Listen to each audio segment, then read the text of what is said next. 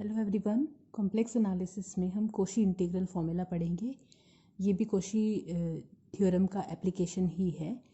If f z is analytic within and on a close contour c, function F z किसी close contour के अंदर और उसकी boundary पर analytic है, and z nought is any point within c, और z note जो है वो कंटूर सी के अंदर कोई पॉइंट है, विद इन, बाउंड्री पे नहीं है, अंदर कोई पॉइंट है, देन ये रिजल्ट हमें प्रूव करना है। प्रूफ देखिए, ये कोई क्लोज्ड कंटूर सी है सपोज, एंटी क्लॉकवाइज डायरेक्शन, और फंक्शन इस कंटूर की बाउंड्री पर और अंदर एनालिटिक है एफ जेड, और इसके अंदर कोई पॉइंट जेड नॉट है। ठीक है, तो हमें F Z upon Z minus Z note function का इंटीग्रेशन इस कंटूर के लिए फाइंड आउट करना है। ठीक है, ये जो फंक्शन है F Z upon Z minus Z naught, इसको हम मान लेते हैं ये जी जेड है। Let equal f Z upon Z minus Z naught. अब क्लियर दिख रहा है कि जब z बराबर जेड नोट होगा तो फंक्शन हमारा एग्जिस्ट नहीं करेगा। एग्जिस्ट नहीं कर रहा मतलब ये एनालिटिक नहीं हो सकता। तो फंक्शन जी जेड जो है वो सिर्फ एक पॉइंट जेड नोट पर एनालिटिक नहीं है कंटूर के अंदर और बाउंड्री पर, बाकी हर जगह एनालिटिक है। ठीक है, बी एनी फंक्शन। ओके, अब देखिए हम ऐसा करते हैं, एक और सर्कल बनाते हैं इसके अंदर C1, और C1 हमने इस तरह से बनाया है, जेड नोट को सेंटर मान के स्मॉल r रेडियस का एक सर्कल, C1 हमने जेड नोट को सेंटर मान के स्मॉल r रेडियस का एक सर्कल बना लिया। ठीक है, तो अब ये C1 और C से बाउंडेड जो बीच का पार्ट है ये वाला, इसमें ये पॉइंट जेड नोट नहीं है क्योंकि हमने जेड नोट पॉइंट को इस क्लोज कंटूर सी से C1 की हेल्प से आउट कर दिया। तो C1 और C एंड C1 दोनों जो कंटूर है उनसे बाउंडेड, यानी कि जो बीच बीच का हिस्सा है इसमें जेड नोट पॉइंट नहीं है, और हमारा फंक्शन जी जेड जो था वो सिर्फ जेड नोट पर एनालिटिक नहीं था। तो अब ये जो C और C1 से बाउंडेड एरिया है इसमें फंक्शन जी जेड भी एनालिटिक होगा। Here function gz is analytic within and on the region bounded by curves C and C1। तो C और C1 से बाउंडेड जो रीजन है उसमें हमारा फंक्शन जी जेड एनालिटिक है। तो यहाँ पे हम जो कोशी थ्योरम का हमने एक्सटेंशन किया था मल्टी कनेक्टेड रीजन के लिए, उस रिज़ल्ट को यूज़ करेंगे। तो उस रिज़ल्ट से हम क्या कह सकते हैं, by using Cauchy theorem for multi connected region we have, क्या था, फंक्शन जी जेड का इंटीग्रेशन कंटूर सी के लिए जो है वो इक्वल होगा फंक्शन जी जेड का इंटीग्रेशन कंटूर C1 के लिए। ठीक है, तो अब हम जी जेड की वैल्यू रख देते हैं, F Z upon Z minus Z naught D Z integration C1 F Z upon Z minus Z naught D Z. ठीक है, तो देखिए हमें इस फंक्शन को कंटूर सी के लिए इंटीग्रेट करना था, सी हमें पता नहीं था। अभी हमने ये देख लिया कि इस फंक्शन को सी के लिए इंटीग्रेट करो या C1 के लिए करो, रिजल्ट सेम आएगा। और C1 हमें पता है, C1 क्या है, एक सर्कल है जिसका सेंटर जेड नोट है और रेडियस हमने स्मॉल r ले रखी है। ठीक है, तो अगर हम इस पार्ट को सॉल्व कर लेते हैं तो ये इस पार्ट का रिजल्ट आ जाएगा हमारे पास। तो हम इस चीज़ को, इस पार्ट को सॉल्व कर रहे हैं, तो मैं इसे लिख रही हूँ integration C1 FZ upon Z minus Z naught DZ। ठीक है, देखिए हम ऐसा करते हैं, FZ माइनस FZ नोट करते हैं और प्लस FZ नोट करते हैं। FZ नोट हमें चाहिए क्योंकि रिजल्ट जो है ना स्टार्टिंग में देखो जो प्रूव करना है उसमें क्या आ रहा है रिजल्ट, यहाँ पे 1/2 आयोटा है और इक्वल FZ नोट के है। ठीक है, upon Z minus Z naught DZ। तो ये कर सकते हैं हम, same number subtract and add कर सकते हैं। ठीक है, अब ऐसा करते हैं, ये दो टर्म्स के नीचे Z माइनस Z नोट को अलग करके लिखते हैं और FZ नोट के नीचे Z माइनस Z नोट को अलग करके लिखते हैं।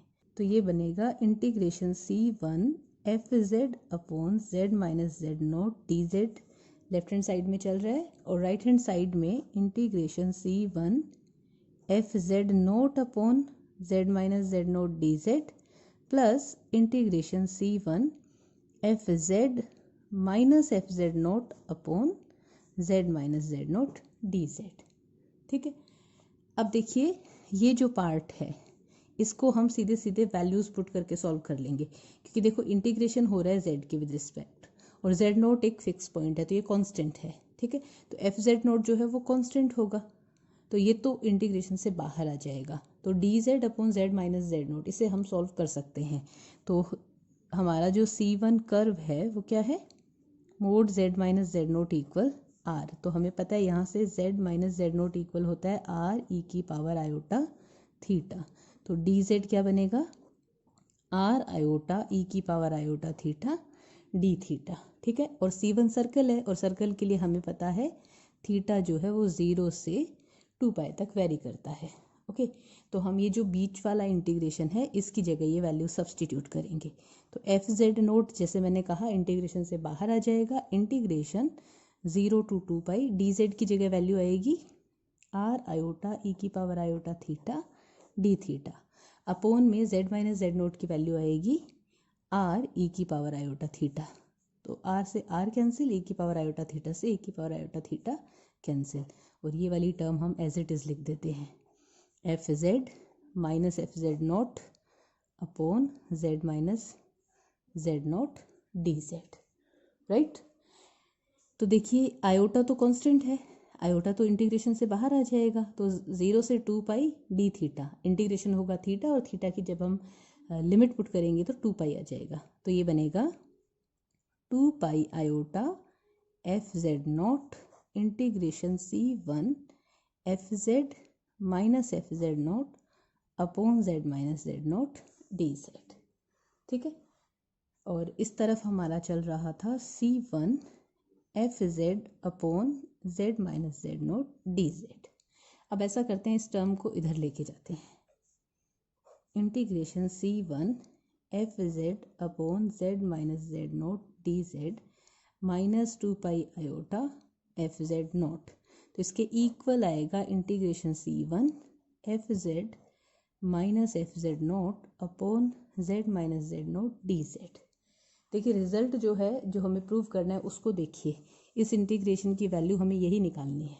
वहाँ पे 1/2π आयोटा है यहाँ पर, तो जब 2π आयोटा उस तरफ लेके जाएंगे तो ये रिजल्ट बनेगा ना, मतलब अल्टीमेटली ये वाला पार्ट कहीं ना कहीं टेंड्स टू 0 जैसा बनेगा। ठीक है, तो अब हमें इस पार्ट को सॉल्व करना है, तो उसके लिए हम दोनों तरफ लेते हैं मोड। ठीक है, दोनों तरफ मोड लिया। अब इस तरफ का जो मोड है हम इंटीग्रेशन के अंदर लेके जाएंगे तो साइन लेस देन इक्वल का आ जाएगा, तो less than equal integration C1 mode FZ minus FZ naught upon mode Z minus Z note mode DZ। ठीक है, मॉड्यूलस को हम इंटीग्रेशन के अंदर लेके चले गए।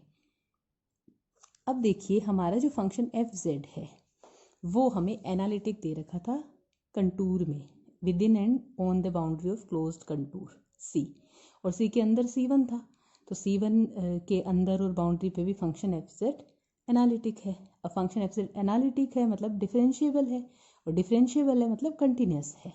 ठीक है, तो हम कंटिन्यूटी की कंडीशन यूज करेंगे। Okay, since FZ is analytic within and on C, analytic है इसका मतलब एफ जेड इज, मैं डायरेक्ट कंटिन्यूस लिख रही हूँ, एनालिटिक मतलब डिफरेंशिएबल होता है, और जब कोई फंक्शन डिफरेंशिएबल होता है तो हमें पता है वो कंटिन्यूस होता है। F Z is continuous within and on C, ठीक है, कंटिन्यूस है। तो जब ये फंक्शन एफ जेड पूरे कंटूर में सी में कंटिन्यूस है तो इसके हर एक पॉइंट पर कंटिन्यूस होगा, यानी कि f z z naught point पे कंटिन्यूस है। F Z is continuous at z equals to z naught, ठीक है। तो अब कंटिन्यूटी की कंडीशन से for epsilon greater than 0 there exist Kronecker delta greater than 0 such that mod fz minus fz naught less than epsilon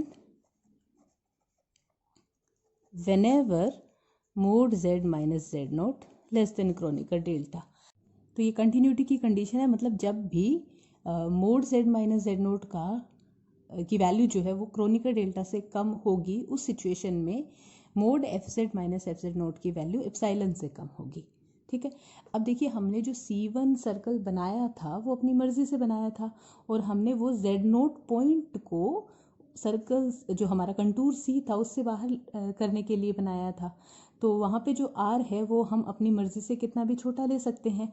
तो हम ऐसा करते हैं, अज्यूम कर लेते हैं R की वैल्यू जो है वो क्रोनिकल डेल्टा से छोटी है, ठीक है। ये ऐसा हमने क्यों किया, क्योंकि जब R की वैल्यू क्रोनिकल डेल्टा से छोटी है तो R हमने क्रोनिकल डेल्टा से छोटा लिया है, इसका मतलब ये हुआ, देखो ये R रेडियस का जो हमारा सर्कल है C1, ठीक है। तो इसका मतलब ये है कि जब Z और Z नोट का डिफरेंस, हम ये कह रहे हैं जब mode Z minus Z note less than chronicle delta है, उस सिचुएशन में mode F Z minus F Z naught less then epsilon होगा, ठीक है। ये हम कंटिन्यूटी का रिजल्ट यूज़ करने वाले हैं। और C1 की बात करें तो C1 क्या है, mode Z minus Z note equal R, ठीक है। मतलब इस सर्कल के लिए Z माइनस Z नोट का जो अंतर है वो मैक्सिमम R हो सकता है, और बाउंड्री पर R होगा और अंदर R से कम होगा, ठीक है। और R हम अगर कह रहे हैं क्रोनिकल डेल्टा से छोटा है, यानी कि जब भी हमारा Z इस सर्कल की बाउंड्री के ऊपर या इसके अंदर होगा तो Z माइनस Z नोट का जो डिफरेंस है वो क्रोनिकल डेल्टा से छोटा ही होगा, ठीक है। क्योंकि Z माइनस Z नोट जो है वो या तो R के बराबर होगा या R से कम होगा जब सर्कल की बाउंड्री पे या हम अंदर है।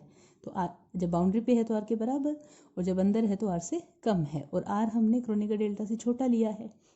तो जब हम इस सर्कल के बाउंड्री पर या अंदर की बात करेंगे तो mode Z minus Z note less than chronicle delta होगा, और जब mode Z minus Z note less than chronicle delta है तो उस सिचुएशन में mode F Z minus F Z naught less then epsilon है, ठीक है।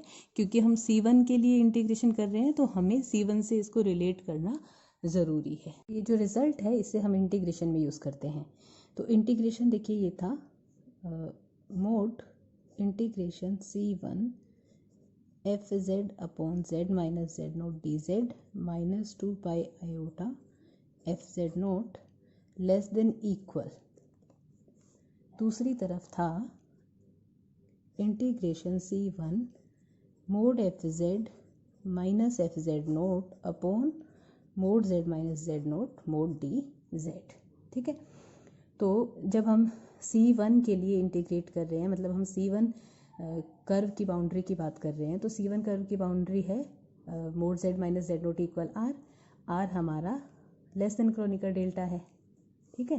तो जैसे ही mod Z minus Z naught less than chronicle delta है, हमने कंटिन्यूटी से क्या लिखा है, उस सिचुएशन में mode F Z minus F Z naught less then epsilon होगा, ठीक है। तो जब C1 कंटूर के लिए इंटीग्रेशन हो रहा है तो C1 कंटूर यानी कि mode Z minus Z naught less than chronicle delta, ये कंडीशन आ गई, और इस कंडीशन से हम ये कंडीशन लिख सकते हैं। तो हम इस वैल्यू की जगह एप्सिलॉन पुट करेंगे, और जब एप्सिलॉन पुट करेंगे तो ये जो साइन लेस देन इक्वल का है ये लेस देन बन जाएगा। तो इस तरफ वाला तो एज इट इज लिख देते हैं, mode C1 F Z upon Z minus Z naught D Z minus 2 pi iota F Z naught less then, ये बनेगा इंटीग्रेशन C1 एप्सिलॉन अपॉन, और ये कंटूर के लिए mode Z minus Z naught equal R है ना, क्योंकि contour हमारा यही तो है, mode z minus Z naught equal are mode D Z. तो एप्सिलॉन अपॉन आर कॉन्स्टेंट है, बाहर आ गया, integration C1 mode D Z. और ये इंटीग्रेशन हम ऑलरेडी इवेल्युएट कर चुके हैं, ये होता है कंटूर की लेंथ। और इस कंटूर की C1 सर्कल की लेंथ क्या होती है, सर्कल की सरकमफेरेंस परिधि 2 पाई आर होती है। तो ये बनेगा epsilon upon r 2 pi r, r से आर कैंसिल हो गया, तो ये आ रहा है 2 पाई एप्सिलॉन। ठीक है, तो modulus integration C1 F Z upon Z minus Z naught D Z minus 2 pi iota F Z note की वैल्यू है लेस देन 2 पाई आयोटा। ठीक है, अब देखिए कंटूर में जो हमने C1 बनाया था, C1 सर्कल हमने इस जेड नोट पॉइंट को, जो हमारा कंटूर C था, उससे बाहर निकालने के लिए बनाया था, क्योंकि हमारा जो फंक्शन बन रहा था जी जेड वो इसके अंदर जेड नोट पॉइंट पे एनालिटिक नहीं था। इसलिए हमने सोचा कि एक और सर्कल बना के ये जो बीच का एरिया है उसमें एनालिटिक हो जाएगा और हम कोशी थ्योरम का यूज़ कर लेंगे। ठीक है, तो हमें सिर्फ इस पॉइंट को एक्सक्लूड करना था, सिर्फ इस पॉइंट को। ठीक है, तो इस पॉइंट को एक्सक्लूड करने के लिए आर की जो वैल्यू है ये बहुत छोटी ली जा सकती है, मतलब ऑलमोस्ट टेंड्स टू 0 टाइप ली जा सकती है। और जब आर की वैल्यू टेंड्स टू 0 होगी, इसका मतलब z tends to Z note.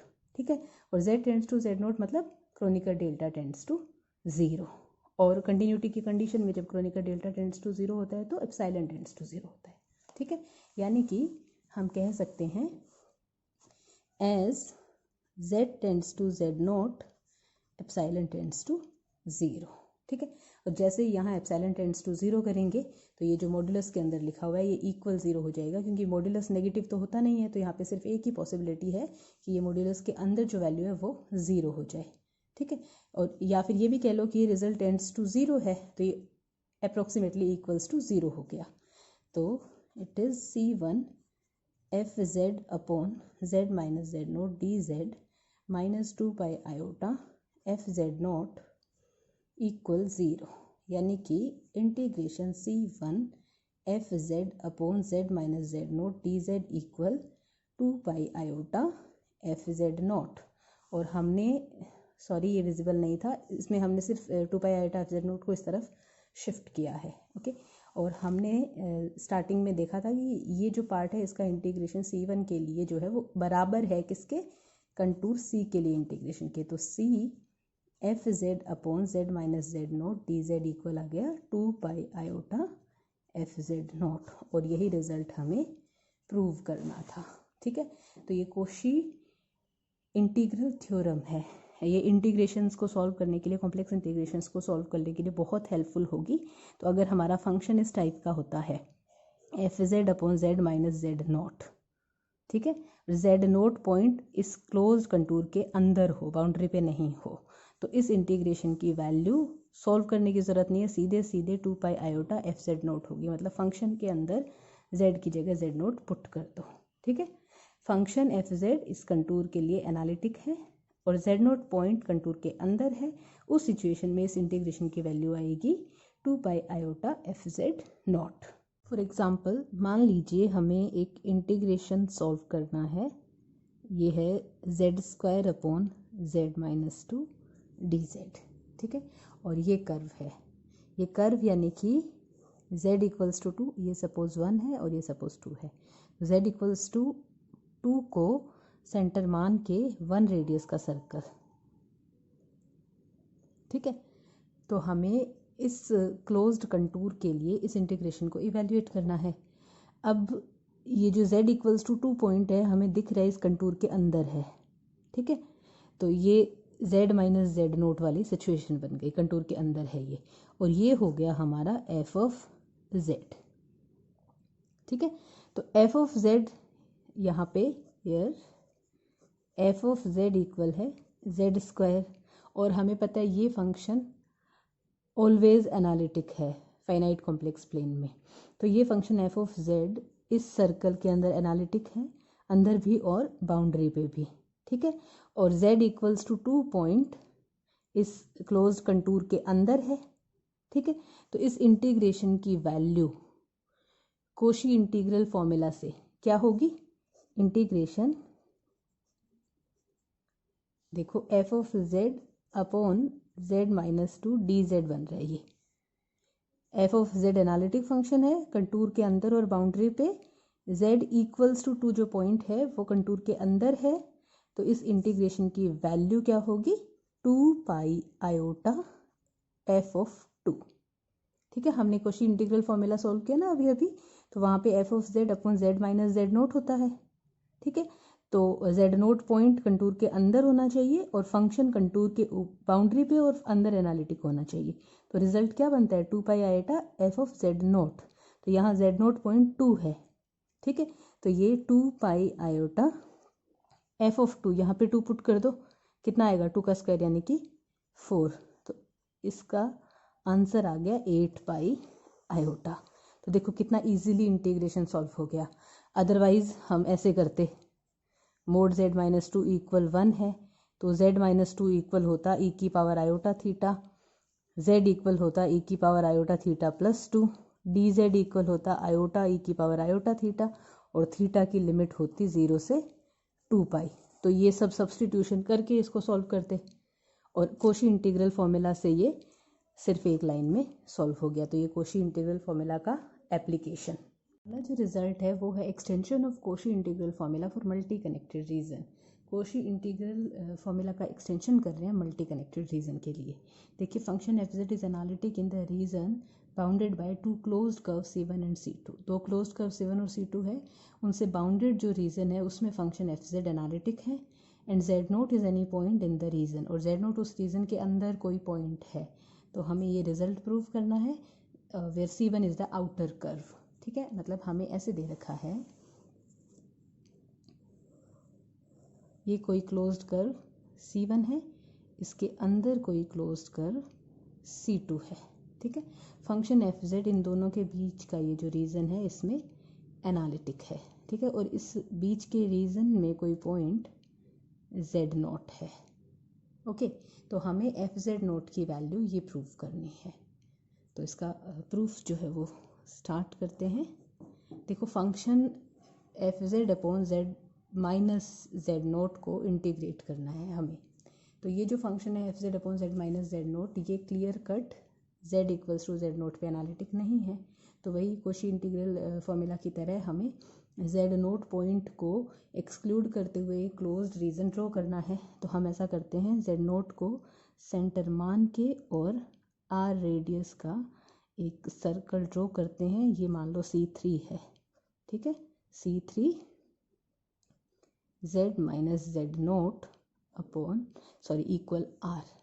तो अब ये जो फंक्शन है F Z upon Z minus Z naught, ये इन तीनों कर्व से जो बाउंडेड पार्ट है उसमें एनालिटिक होगा, क्योंकि ये जो फंक्शन है F Z upon Z minus Z note, जिसे हमने पिछले वाले प्रूफ में जी जेड लिखा था, तो ये जी जेड फंक्शन सिर्फ जेड नोट पॉइंट पे एनालिटिक नहीं था, और हमने जेड नोट पॉइंट को तो बाहर निकाल दिया रीजन से। तो अब जो रीजन बचा हुआ है इन तीनों कर्व से, तीनों कर्व के बीच का, इसमें ये फंक्शन जी जेड भी एनालिटिक होगा। ठीक है, let g z equal f Z upon Z minus z not.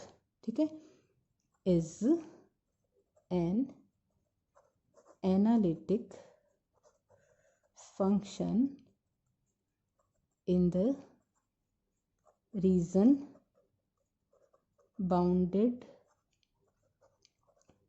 by curves C1, C2 and C3। तो C1, C2, C3 इन तीनों से बाउंडेड जो रीजन है उसमें ये फंक्शन जी जेड एनालिटिक है। ये एनालिटिक है तो अब कोशी थ्योरम से, बाय कोशी थ्योरम, तो जो कोशी थ्योरम का एक्सटेंशन था ना मल्टी कनेक्टेड रीजन, उससे हम ये लिख सकते हैं integration C1 G Z D Z equal होगा integration C2 G Z D Z plus integration C3 G Z D Z. ठीक है, ये हम ऑलरेडी पढ़ चुके हैं कोशी थ्योरम का एक्सटेंशन मल्टी कनेक्टेड रीजन के लिए। ओके, तो अब देखिए जी जेड की वैल्यू पुट कर रहे हैं और मैं C2 वाला पार्ट इधर लेके आ रही हूँ। तो integration C1 F Z upon Z minus Z naught D Z minus integration C2 F Z upon Z minus Z naught D Z equal integration C3 F Z upon Z minus Z naught D Z. ठीक है, अब इसको देखो, ये function F Z, ये जो closed contour है C3 भी तो क्लोज कंटूर ही है, सर्कल क्लोज कंटूर होता है। एफ जेड इस क्लोज कंटूर में एनालिटिक है, क्योंकि फंक्शन एफ जेड तो एनालिटिक था ना। z equals to Z naught point की वजह से जी जेड इसमें एनालिटिक नहीं है, लेकिन एफ जेड तो इसमें एनालिटिक है। ठीक है, C3 में फंक्शन एफ जेड एनालिटिक है, C3 के अंदर पॉइंट जेड नोट लाई करता है। तो जो कोशी हमने जो अभी कोशी इंटीग्रल फॉर्मूला पढ़ा है, उससे ये रिजल्ट किसके इक्वल आएगा, 2 pi iota F Z not के। ठीक है, क्योंकि देखो अभी अभी हमने जो कोशी इंटीग्रल फॉर्मूला पढ़ा था वो ये था कि अगर कोई फंक्शन एफ जेड किसी कंटूर सी में एनालिटिक है और कंटूर के अंदर कोई पॉइंट जेड नोट है, तो उस कंटूर के लिए F Z upon Z minus Z note का इंटीग्रेशन बराबर होगा 2 pi iota F Z note के। ठीक है, अब ये सी की जगह हमारे पास C3 कर्व है, फंक्शन इस C3 कर्व पे एनालिटिक है, अंदर भी और बाउंड्री पर भी। जेड नोट इसके अंदर कोई पॉइंट है, तो कोशी इंटीग्रल फॉर्मूला से ये रिजल्ट किसके बराबर आएगा, 2 pi iota F Z note के। ठीक है, तो यहाँ से एफ जेड नोट क्या बनेगा, 1 upon 2 pi iota integration C1 F Z upon Z minus Z naught D Z minus 1 upon 2 pi iota C2 F Z upon Z minus Z naught D Z. और यही हमें prove करना था। तो ये है कोशी इंटीग्रल फॉर्मूला का extension multi connected region के लिए। आई होप आपको ये सब समझ आया होगा। इस पे बेस्ड एग्जांपल्स हम नेक्स्ट वीडियो में करेंगे। अगर कोई डाउट हो तो आप मुझसे पूछ सकते हैं। Thank you very much.